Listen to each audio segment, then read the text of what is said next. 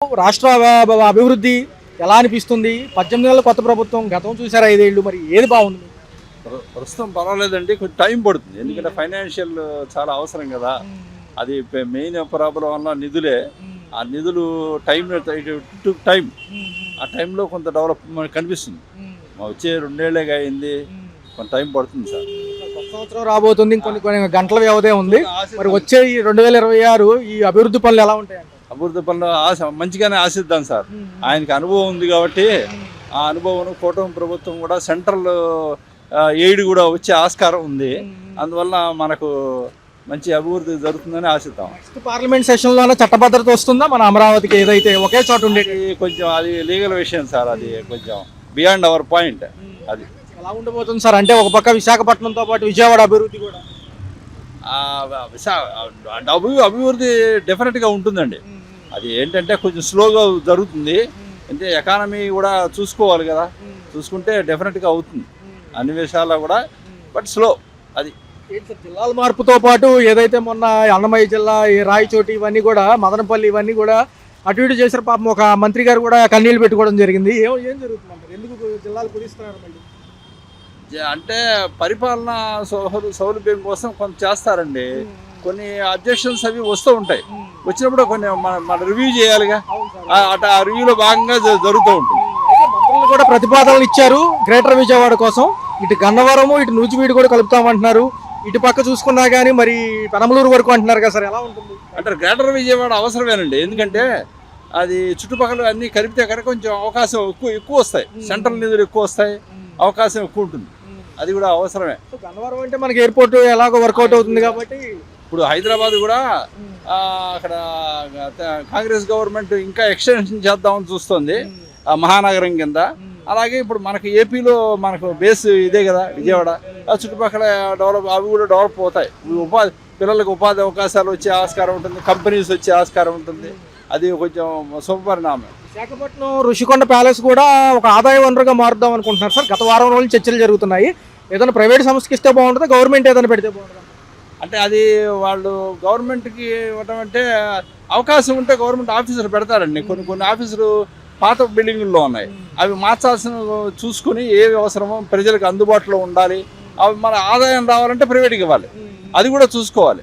అది ఎందుకంటే గవర్నమెంట్కి ఫండ్స్ అవసరం కదా, అన్ని సెంటర్లు ఇవ్వలేదు కదా, కొంత లోకల్గా కూడా వీళ్ళు డెవలప్ చేసుకోవాలిగా. అది జరుగుతుంది సార్. అది ఇటు తిరిగి వచ్చిన సామాన్యులతోనే ఉంటుంది ఎప్పుడు కూడా, ప్రభుత్వాలు కానివ్వండి, ప్రజాస్వామ్యం కానివ్వండి. మరి ఎలా ఉండబోతుంది ఈసారి? పనులు తగ్గకుండా ఉండి రేపు ఇండస్ట్రీస్ కూడా వస్తే అందరికీ బాగుంటుంది. సామాన్యుడికి ఎప్పుడు మంచిగా జరగాలండి. సామాన్యుడు మంచి జరగకపోతే సామాన్యుడికి ఇబ్బంది కదా, గవర్నమెంట్ కూడా ఇబ్బందే కదా. అది ఏ గవర్నమెంట్ వచ్చినా సామాన్యుడు దృష్టిలో పెట్టుకుని డెవలప్ చేస్తారు. అది అన్ని వర్గాలను చూసుకోవాలి. అది సార్. మాటలో స్థానిక సంస్థల ఎన్నికలు కూడా దగ్గరలో ఉన్నాయి. మున్సిపాలిటీలతో పాటు సర్పంచ్ ఎన్నికలు అంటున్నారు గ్రామాల్లో. ఎలా ఉంటుంది? ఏమైనా మారుతుందా? హ్యాష్టీజ్గా కంటిన్యూ ఆస్కారాలు ఎక్కువ అండి. అది ఎందుకంటే ఒక డెవలప్మెంట్ ఒక వరుసలోనే వెళ్ళాలిగా. అది మాజీలు కూడా మళ్ళీ మాజీ ముఖ్యమంత్రులతో కూడా ఏదైతే ప్రజా దర్బార్లు అంటున్నారు, ప్రజల్లో ఉంటాను, బస్సు యాత్రలు అంటున్నారు, ఏదన్నా కొంచెం ఎఫెక్ట్ ఉంటుంది? ఉంటుంది సార్, ఉంటుంది. ప్రజా దర్బార్లు అవసరమే. ఎందుకంటే ప్రజలు నా అభిప్రాయాలు తెలుసుకోవాలిగా. ప్రభుత్వానికి ప్రజలు అట్టడుగున్న ప్రజలు ఏం మాట్లాడుకుంటున్నారు, ఏం కోరుకుంటున్నారు అని తెలిస్తేనే ప్రభుత్వం చేయగలుగుతుంది. అంతే కదా. ఒక మాటలో సంక్షేమాలు మరీ ముదిరితే ఖజానాకు లోటు బడ్జెట్ అని బాబు గారు అంటున్నారు. ఉచితాలు కొంచెం అది గవర్నమెంట్ బ్యాలెన్స్ చేసుకుంటుందండి. ఎందుకంటే ఫండ్స్ రెండు వైపులా అటు ప్రజలను చూసుకోవాలి, ప్రభుత్వం నడపాలి. అది గవర్నమెంట్ బ్యాలెన్స్ చేసుకుంటుంది. కొత్త ప్రభుత్వాలు వచ్చాయి. ఒక పక్క ఆంధ్రప్రదేశ్ అభివృద్ధితో పాటు సంక్షేమ పథకాలు రెండు కళ్ళు అంటున్నాయి ప్రభుత్వాలకి. ఎలా అనిపిస్తుంది? సంక్షేమ పథకాలు అంటే ఇప్పుడు మా మిడిల్ క్లాస్ వాళ్ళు, అప్పర్ మిడిల్ క్లాస్ అనండి, మిడిల్ క్లాస్ అనండి, మాకు అటువంటి పెద్దగా ఏమీ లేవు. ఆల్మోస్ట్ ఈ ప్రోగ్రెస్ అంటారా, స్టేట్ డెవలప్మెంట్ కానీ other activities are going good. Definitely it will flourish. ఒక మాటలో జిల్లాల మార్పుతో పాటు ఏదైతే గ్రేటర్ విజయవాడ చేద్దామని కేబినెట్ మీటింగ్లో చర్చిస్తున్నారు సార్. ఎలా ఉంటుంది? అటు పెనుమలూరు, గన్నవరం, నూజివీడు కూడా కలుపుతామంటున్నారు. కలిపితే ఎలా ఉంటుంది? చేస్తే బాగానే ఉంటుందండి. జస్ట్ లైక్ హైదరాబాద్లో కూడా ఇది కూడా డెవలప్ అవుతుంది. ఇప్పుడు కాబట్టి కొంతకాలం అయిన తర్వాత పీపుల్ విల్ రిమెంబర్ ఇట్. అది కూటమి ప్రభుత్వం 15 ఏళ్ళ సమయం ఇవ్వగలిగితే అంతా కూడా సుస్థిరమైన రాజధాని చూడొచ్చు అంటున్నారు. స్పోర్ట్స్ సిటీలతో పాటు అంతర్జాతీయ విమానాలు అంటున్నారు, విమానాశ్రయం అంటున్నారు కాబట్టి ఎలా ఉంటుంది? ఎయిర్పోర్ట్ కూడా డెవలప్ చేయాలి, ఇక పెద్దది చేయాలండి. ఎందుకంటే ఇంటర్నేషనల్ ఫ్లైట్స్ కూడా రావాలి. వస్తేనే డెవలప్మెంట్ బాగుంటుంది. కాస్త ట్రాన్స్పోర్టేషన్ కూడా బాగుంటుంది. విశాఖపట్నం రుషికొండని ప్యాలెస్ ని ఆదాయ వనరుగా మార్చబోతున్నాము.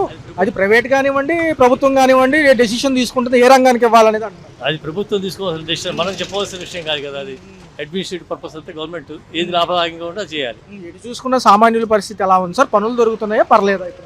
పనులు జరుగుతున్నాయండి, అంటే అంత హై లెవెల్లో కాదు, మరీ డిక్రీజ్ లెవెల్లో కాదు. Okay, going good. ఎలా ఉండబోతుంది సార్? ఒక 10-15 ఏళ్ళ తర్వాత మన భవిష్యత్తు ఎలా ఉంటుంది? 10 ఏళ్ల తర్వాత కదా, అప్పుడు ఆలోచించాలి. ఎలా ఉంటుంది సార్? చట్టభద్రత వస్తుందా అమరావతికి? ఇప్పుడు ఈ కూటమి ప్రభుత్వం ఎట్లాగే ఉంటే బాగానే ఉంటుంది అనుకుంటున్నాను. చట్టభద్రత వస్తుందా అమరావతికి? డెఫినెట్ రావాలి, మరి మోడీ గారు దయచేసాలి. ఒక మాటలో స్థానిక సంస్థల ఎన్నికలపైన మీ అభిప్రాయం? మున్సిపాలిటీలతో పాటు పంచాయతీలు ఉన్నాయి కదా.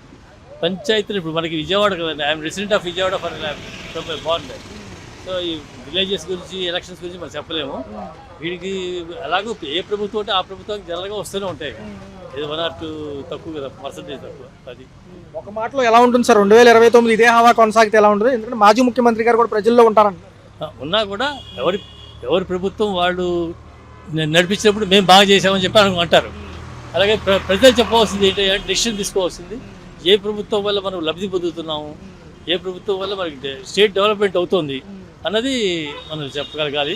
అది తీసుకుంటే డెఫినెట్గా ఇది బాగుందని అనిపిస్తుంది. నూతన సంవత్సరానికి ఇంకొన్ని గంటలే ఉన్నాయి. ఎలా ఉండబోతుంది? 2066లో ఇంకొంచెం అభివృద్ధి చూడొచ్చు అంటారు. Hope so. కొత్త కొత్త కాంట్రాక్టులు, ప్రాజెక్టులతో హోప్ సో సార్, డెఫినెట్లీ.